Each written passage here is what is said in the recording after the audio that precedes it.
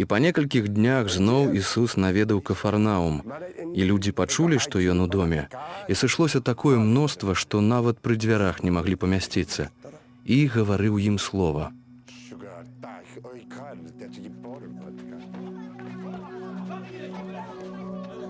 І прыйшлі да яго насільшчыкі са спаралізаваным, якога неслі ў чатырох, і калі з-за натоўпу не маглі яго паднесці да Ісуса, дык раскрылі дах там, дзе ён быў, і, зрабіўшы дзіру, спусцілі насілкі з пасцеллю, на якіх ляжаў спаралізаваны.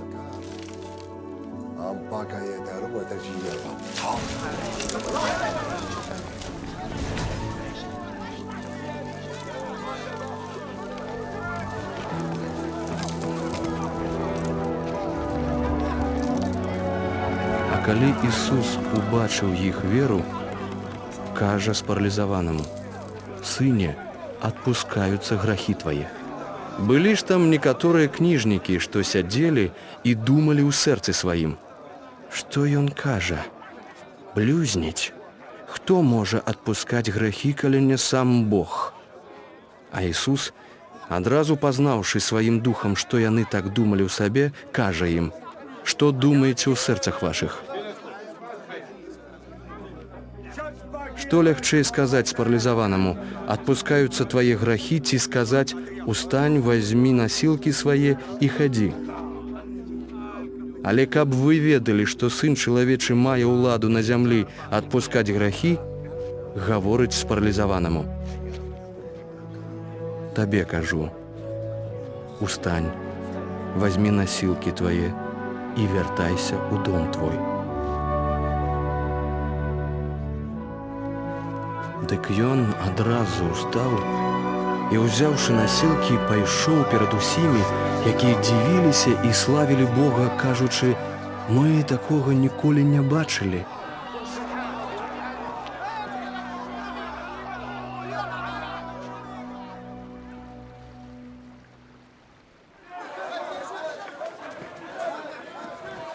І Ісус зноў адышоў да мора, а ўвесь натоўп людзей ішоў да яго, і ён навучаў іх.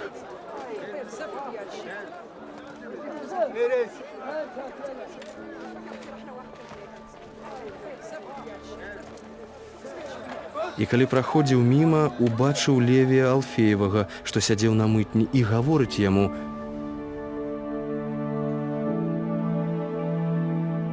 «Ідзі за мной».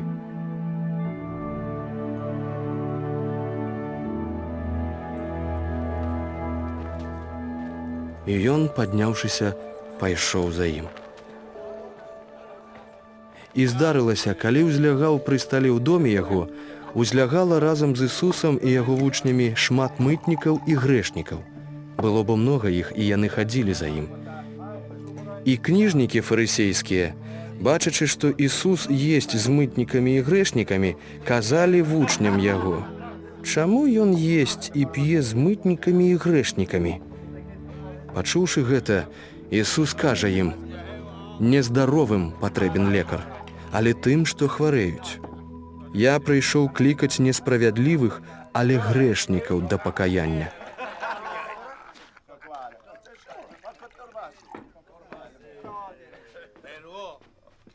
Вучні Янавы і фарысеі посцілі. Дык прыходзяць да яго ды кажуць: «Чаму вось вучні Янавы і фарысейскія посцяць, а твае вучні не посцяць?» Адказаў ім Ісус: «Ці ж могуць посціць вясельнікі, пакуль малады з імі? Дакуль маюць жаніха ў сябе, не могуць посціць. А надыдуць дні, калі жаніха забяруць ад іх, і тады будуць посціць у тыя дні. Ніхто не прышывае латы з новага сукна да старога адзення, бо новае лата раздзярэ старое адзенне, і дзіра зробіцца большая. Ніхто таксама не ўлівае маладога віна ў старыя мяхі, бо віно разарве мяхі, і віно выцечэ, і мяхі прападуць. Таму маладое віно уліваць трэба ў мяхі новыя».